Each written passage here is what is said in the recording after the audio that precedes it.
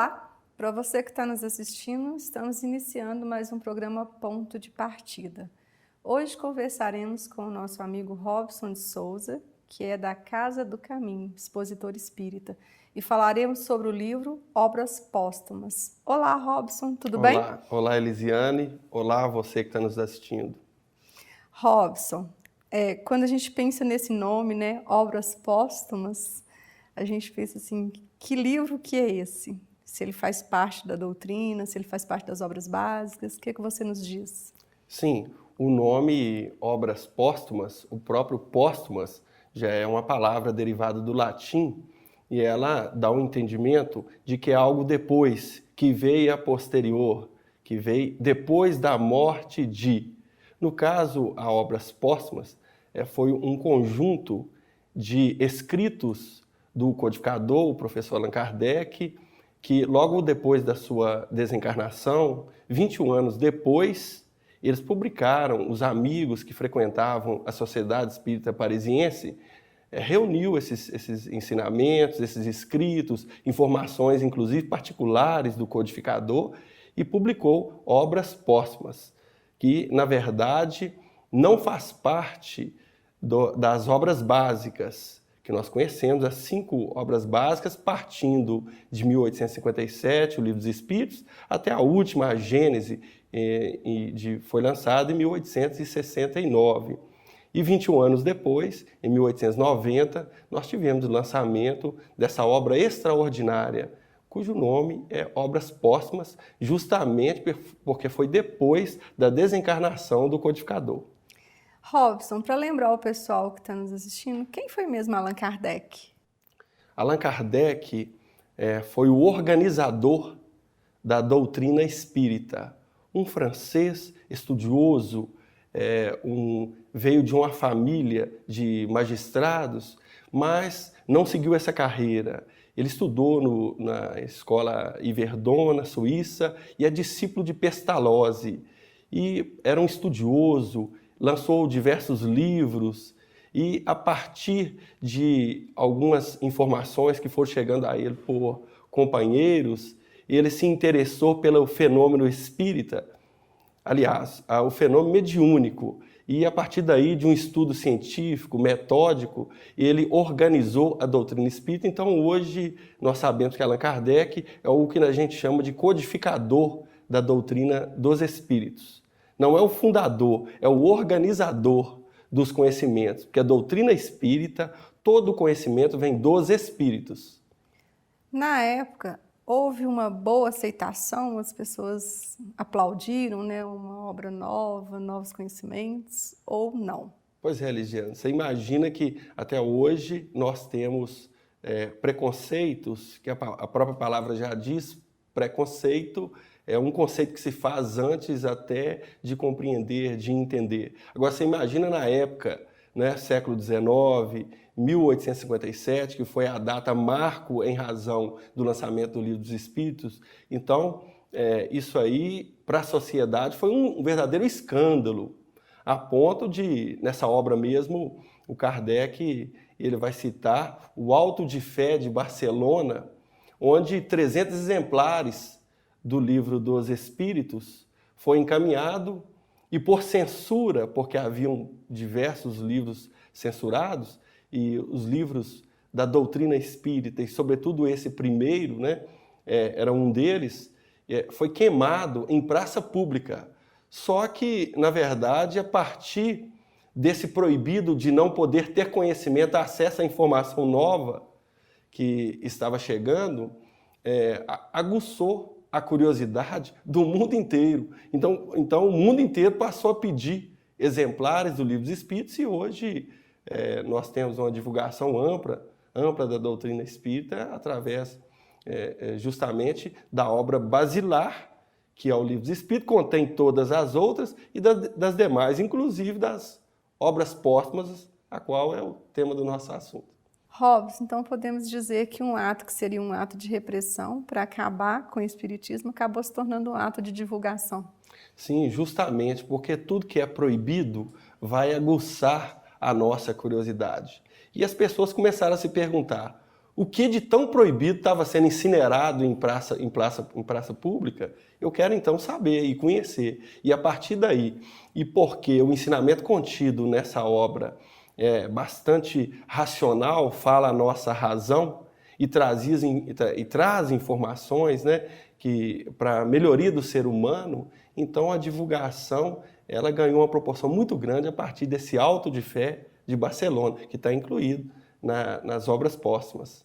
As obras póstumas são importantes para o Espiritismo? O livro? Sim, o livro Obras Póstumas é extremamente importante, porque, na verdade, Kardec, e nós vamos ver isso até no discurso do filósofo Camille Flammarion, inserido no próprio contexto da obra, ele preparava outros escritos, ele preparava outras informações, ele compilava outros conhecimentos para lançar outras obras de diversos assuntos. E após a sua desencarnação, foi encontrado todo esse material no ambiente em que Kardec vivia.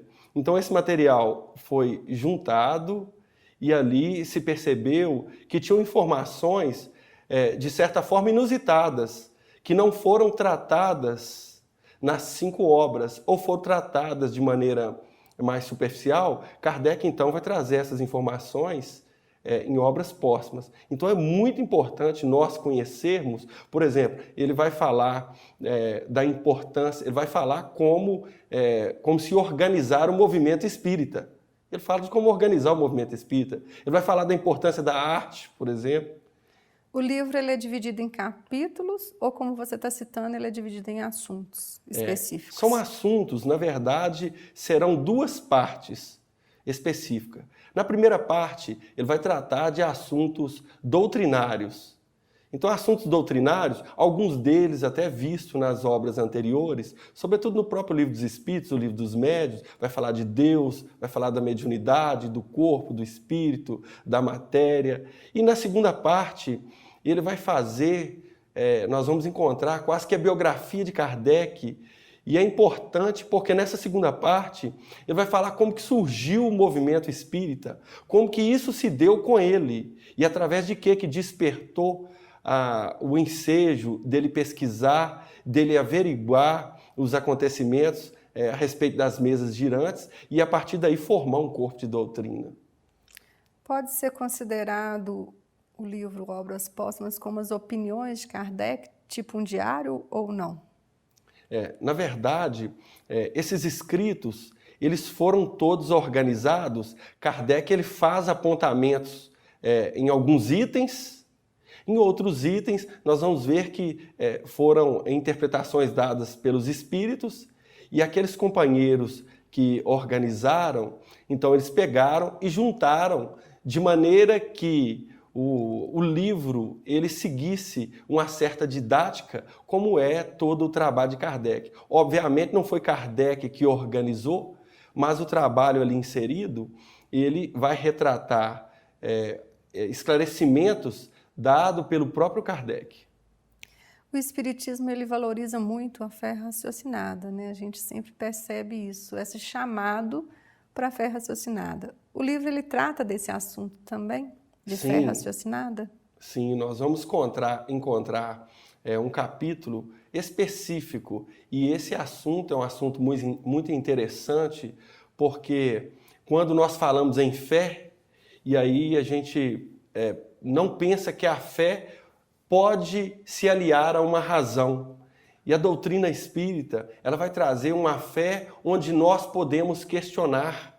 Nós estamos acostumados às religiões ortodoxas que não se pode questionar, não pode saber o porquê das coisas. É por isso que a doutrina espírita, ela vai estar em 3 aspectos, o religioso, o científico e o filosófico. No aspecto científico, é sempre a investigação, a busca do saber, a pergunta dos porquês também. E no aspecto filosófico, mais ainda, porque o saber, é o porquê, o questionar. Então, essa fé raciocinada é uma fé que vai aliar a razão. Nós vamos poder questionar, saber o porquê das questões e não vamos ficar no dogma, porque alguém falou, eu devo acreditar, não. Isso é interessante, Lisiane. Tem até uma historinha curtinha que conta que um casal, a esposa sempre ia fazer uma carne, um lagarto, e ela ia assar o lagarto, ela cortava as duas pontas para colocar na forma. E o marido ficou intrigado com aquilo. Ficou intrigado e perguntou para ela por que ela cortava as duas partes, a ponta de um lado e de outro. Ela falou, eu faço isso porque a minha mãe me ensinou assim. E numa oportunidade em que a família estava toda reunida, ele lembrou daquilo e perguntou para a sogra. E ela, por sua vez, também respondeu, faço porque mamãe me ensinou assim. E a Valência, que a vovó ainda estava encarnada, e ele foi nela lá, mas por que a senhora ensinou para sua filha, que ensinou para minha esposa? Qual o objetivo, qual o fundamento racional disso? Falou, meu filho, eu faço isso, eu fazia isso, porque na época minha forma era muito pequena. Então, em verdade, se nós nos avoramos a uma fé dogmática, copiadora, nós perdemos a razão. A doutrina espírita, e vai explicar nesse capítulo aí, em Obras Póstumas, o porquê dessa fé raciocinada, uma fé que pode perguntar e obter resposta. E ela vai nos dar um respaldo muito grande, porque nós raciocinamos do ponto de vista de vida futura. Então isso é importante. E uma fé dogmática não tem como a gente raciocinar. Não, nós pensamos, olha, nós vamos desencarnar, nós estaremos no plano espiritual, nós estamos fazendo evolução. Isso é raciocínio lógico. Lá também eu estudarei, lá eu posso ter contato com familiares ou não, dependendo do meu estado evolutivo, e, consequentemente, eu vou ter que retornar para continuar a minha caminhada. Isso é raciocínio lógico. É isso que Kardec traz para nós. São essas explicações que ele traz na obra.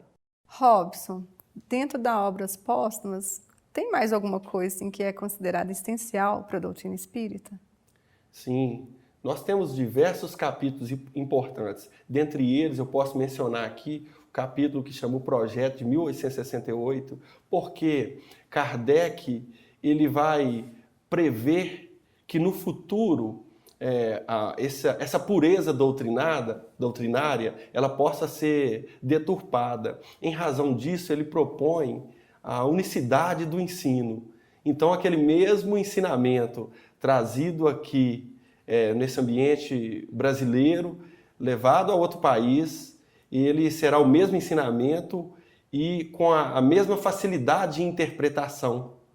Então ele propõe isso aí, ele propõe a publicidade do ensino, nós darmos publicidade ao ensino através dos meios disponíveis, e que na ocasião ele falava de jornais e revistas, hoje nós temos muito mais, né? Então ele vai dizer da importância disso, porque é consolar corações, já que a doutrina é uma doutrina consoladora. Então levar essa informação da imortalidade, do objetivo da vida, isso é extremamente importante. E nesse mesmo capítulo, ele vai falar do movimento espírita e a organização do centro espírita como um ambiente, não como um ambiente adornado, um ambiente luxuoso, mas um salão onde pudesse contemplar as pessoas com a mesma finalidade, onde se tem uma livraria que se pode consultar ali as obras principais, onde que se pode falar livremente e ouvir livremente sobre a doutrina espírita. Então, esse projeto é extremamente importante. É um dos capítulos. Nós temos muitos outros capítulos que vão trazer também importância capital. Ele menciona em um deles também a respeito da arte. A arte espírita, porque a arte pagã ela fica muito focada no exterior e no belo. E ele vai dizer que não, a arte espírita, que a arte ela é capaz de nos emocionar, né, Elisiane? De nos sensibilizar. Uma música, ela pode falar ao nosso coração de maneira muito profunda. Então ele concita aos espiritistas, aos simpatizantes, a utilizar a arte, mas como meio de divulgação do belo, do bom, do justo, do honesto, do amor, da caridade. O livro, então, traz para a gente, seria, no caso, que o centro não ofereça só palestras, que ele ofereça também oportunidade de diálogo e estudo entre as pessoas que os frequentam? Exatamente. Tem que haver esse espaço. Kardec vai até mais longe quando ele fala que as portas do centro espírita têm que estar abertas todos os dias da semana. E ali tem que haver espaço para as reuniões interativas, para que nós possamos interagir uns com os outros, para que se tenha pergunta, se tenha resposta, se tenha esclarecimento. Tudo isso num ambiente de muita cordialidade e num ambiente também de muita simplicidade. Porque às vezes as pessoas pensam que o centro espírita seria só reunião pública e o trabalho de paz com assistencialismo. E vai além disso, então. Pois é um grande engano. O codificador já trouxe isso aí na obra a qual nós estamos nos referindo. Não, é um grande engano. Na verdade, existe esse trabalho de reuniões públicas, que é o trabalho de oratória, de palestras, que também é importante, tem a sua importância. O trabalho da assistência social espírita, que na verdade seria mais a promoção social, porque é projetar o indivíduo no sentido dele espiritualizar e não de levar apenas recursos materiais. Mas o mais importante é a iluminação do espírito, é o ser com toda a sua dificuldade, com todas as agruras, com todos os apertos, com todas as expiações que ele está passando nesse processo agora para o seu crescimento, ele encontrar, através do esclarecimento espírita, nessas reuniões interativas que você está falando, encontrar um consolo para a alma, porque vai falar a razão dele, ele vai entender o porquê do sofrimento, muitas vezes, e ele vai entender que isso são questões passageiras e que vai depender exclusivamente da sua conduta do agora. Por isso, a importância dessas reuniões interativas. Robson, a gente sabe que o Espiritismo traz para a gente muito esclarecimento para além da morte. O livro Obras Póstumas traz algum esclarecimento nesse sentido também? Lisiane, você entrou numa questão interessante e que é dúvida para a maioria das pessoas, que Kardec vai abordar muito bem nesta obra. E ele vai sintetizar com 4 correntes de pensamento filosófico nesse sentido. Ele começa falando a respeito do niilismo, e é aquele pensamento materialista, que é somente a matéria que prepondera e morreu, acabou.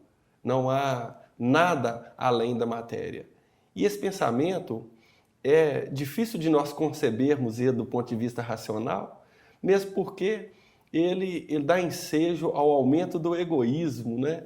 Porque, em verdade, se só existe a matéria, eu quero viver a matéria o máximo aqui agora. E aí eu não vou respeitar o espaço do meu semelhante, eu não vou fazer uma sociedade harmoniosa. A segunda corrente é o panteísmo. Ele vai falar do panteísmo, onde o pensamento é que nós saímos de um todo e voltamos para um todo. Então, o ser não tem individualidade. Também é muito questionável, e Kardec vai argumentar a respeito disso, porque também se nós não temos individualidade, de que adianta? Após a morte, após o desencarne, após o desentrelace, nós voltamos para um todo, não temos individualidade. Isso também é um pensamento que vai ensejar, que vai estimular o egoísmo, a prática do eu sem pensar no próximo. E ele vai dizer também a respeito dos dogmas da igreja, que é muito difundido aqui no nosso país, o pensamento de que, conforme aquilo que nós fizermos aqui, para um local hermeneuticamente traçado, nós vamos para o céu ou para o inferno, conforme for as nossas atitudes aqui. E que a alma foi criada no momento da concepção. Esse pensamento também é um pensamento que não concebe, não acolhe a razão, porque se a alma foi criada no momento da concepção, como explicar algumas crianças que vivem 2 dias, 3 dias, ou mesmo aqueles que nascem com anomalias no próprio corpo físico? Se ele não tem nada antes, se ele não tem obra, por que Deus, numa visão de Deus justo e bom, dá um corpo físico ou uma vida equilibrada, em todo sentido, para umas pessoas e não dá para outras? Então, um pensamento também muito complicado do ponto de vista racional. Mas a doutrina espírita, ela já traz bem diferente, e aí Kardec vai nos explicar, que fomos todos criados espíritos simples e ignorantes. Simples, sem privilégio nenhum, e ignorantes no conhecimento, para a partir daí nós galgarmos através dos nossos próprios esforços, a gente galgar a nossa evolução. Aí sim, pegando esses 4 apontamentos, sugestões filosóficas, nós vamos ver que o professor Kardec traz é de extrema relevância, porque fala a nossa razão. Se eu já tenho obra, hoje eu nasço com uma anomalia em razão de feitos meus do passado. E necessariamente, conforme a minha atitude hoje, será o meu amanhã. Então o futuro está nas minhas mãos, conforme Kardec nos ensina, através dos espíritos.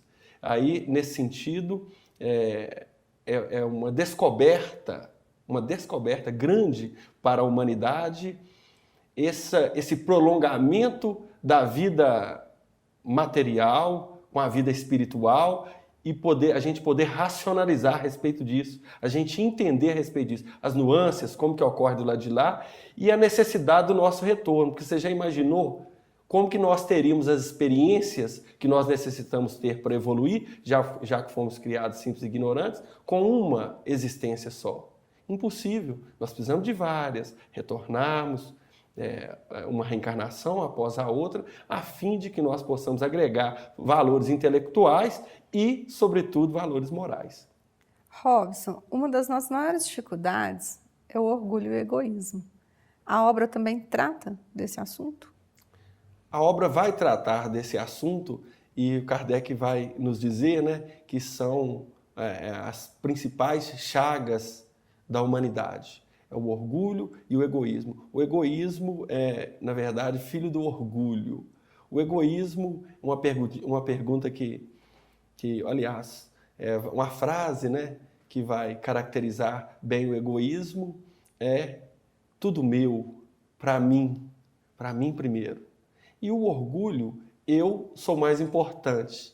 Então, à medida que nós combatemos, e ele vai explicar a respeito disso, a doutrina espírita, com seus ensinamentos, ela tem esse ensejo de combater o egoísmo através da espiritualização do ser. Nós vamos viver numa sociedade melhor, porque nós vamos aprender a dividir, nós vamos aprender a amar ao próximo, nós vamos aprender a desejar e querer para o outro aquilo que nós mesmos queremos para nós mesmos.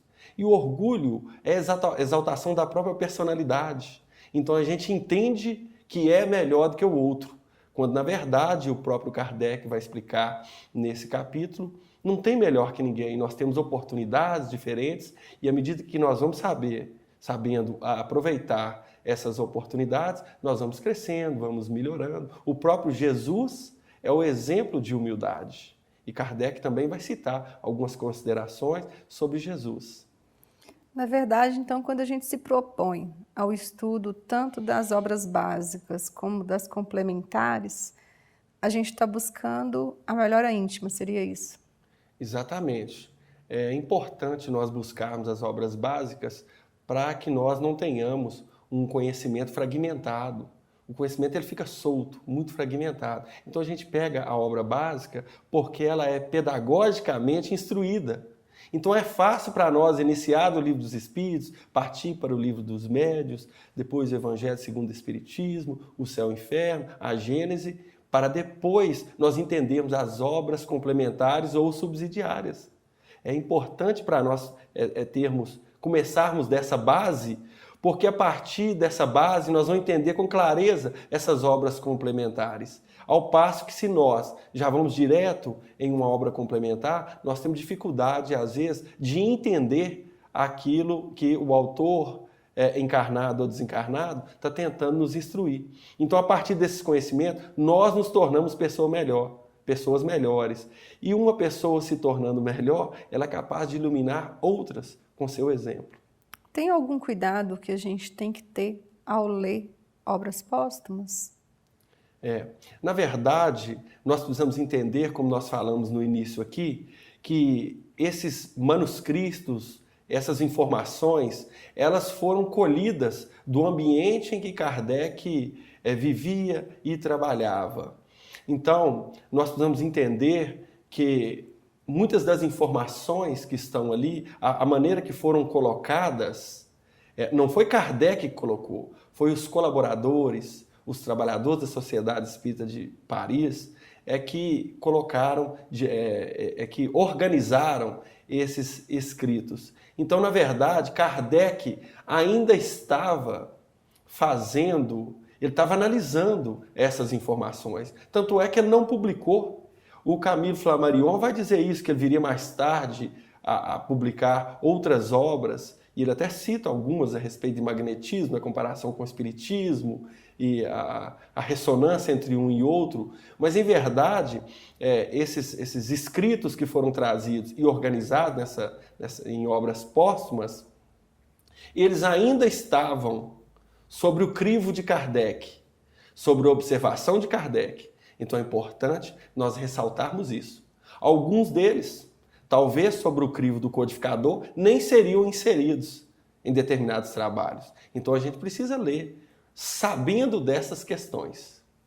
E quando a gente fala em obra espírita, é bom sempre lembrar a questão da razão. Isso não passou pelo crivo da razão? Exatamente, Elisiane. Inclusive a frase célere, né, que é fé inabalável do Kardec, né, é aquela que somente pode encarar a razão em todas as épocas da humanidade.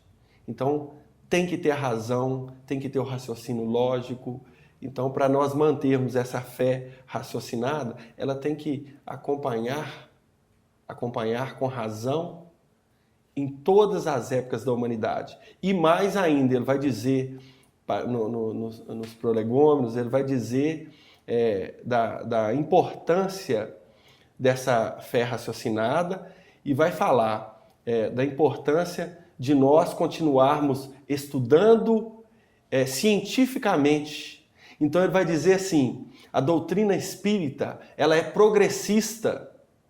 Então, à medida que um conhecimento científico for trazido à tona e ele não tiver agregado nos princípios doutrinários, a doutrina espírita, então, passa a agregar esse conhecimento e ela não vai refutar. Ela anda com a razão. Robson, então podemos dizer que o espiritismo ele se encerra nas obras básicas e nas complementares? De maneira nenhuma, Elisiane. A doutrina espírita tem um caráter progressista. Então, a doutrina espírita, segundo Kardec nos ensina, ela levantou apenas a ponta do véu, de acordo com a nossa capacidade de assimilar. À medida que a ciência for descobrindo novas descobertas, for trazendo novos conhecimentos, a doutrina espírita vai caminhar perfeitamente junto com a ciência. E, aliás, hoje nós podemos dizer que ela está na frente da ciência. Um exemplo disso, há pouco tempo foi veiculado na mídia a respeito da descoberta da partícula de Deus dentro da física quântica. Imagina que Kardec já falou disso em 1857, no Livro dos Espíritos, quando ele falava do fluido cósmico universal, quando ele falava da origem das coisas. Então, veja bem, é a ciência descobrindo ou confirmando aquilo que a doutrina espírita já trouxe. Então, a doutrina tem esse caráter progressista. E é por isso que ela vai evoluindo à medida que nós também formos evoluindo e tivermos condição de assimilar os seus ensinamentos. Hoje em dia, as pessoas têm muito acesso à informação, tanto pela internet, como várias editoras editam livros e tudo. A gente sabe que Kardec era francês, né? Então essa obra ela tem que ser traduzida para a gente. Quais os cuidados que quem estiver interessado em adquirir uma obra, em participar de um grupo de estudo, em acessar um site para ampliar os conhecimentos, ela deve ter? Bom, nós estamos num mundo globalizado, né? E as pessoas às vezes inserem, sobretudo na internet, questões muito pessoal. Primeiramente, então, um dos cuidados importantes seria a gente estudar as obras básicas, porque se eu souber identificar o que é certo e o que é errado a partir de um conhecimento básico, eu não vou cair na armadilha de um site que está veiculando informações levianas. Então eu devo procurar sites seguros, sobretudo aqueles que já foram indicados, que nós temos condições de indicar, que as pessoas indicam e que já são notadamente respeitosos, que não fogem às bases doutrinárias, porque realmente nós vamos encontrar todo tipo de informação e muitas vezes nós vamos nos enganar lendo algo que alguém postou como verdade, mas que na verdade não faz parte da doutrina espírita. Então é importante buscar sites seguros e se nós temos dúvidas, nós perguntamos para alguém que já está no movimento espírita há mais tempo, que vai ser capaz de informar, justamente para evitar esses equívocos de ideia, essas controvérsias, principalmente para quem está iniciando agora na doutrina espírita. Robson, gostaríamos de agradecer a sua presença, de ter conversado com a gente sobre o livro Obras Póstumas, e quais são as suas considerações finais? Eu que agradeço a oportunidade e eu gostaria de enfatizar a importância do estudo das obras básicas e das obras subsidiárias. Parece a todos nós, no primeiro contato, que os livros têm um grau de dificuldade, mas à medida que nós vamos estudando, nós vamos familiarizando com a obra.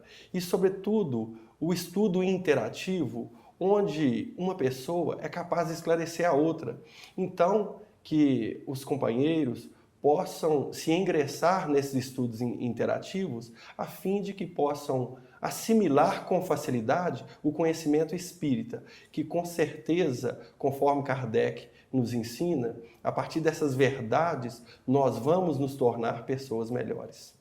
Para você que está nos assistindo e ficou interessado pelo assunto, quer mais conhecimento sobre obras póstumas, procure uma casa espírita próximo de você.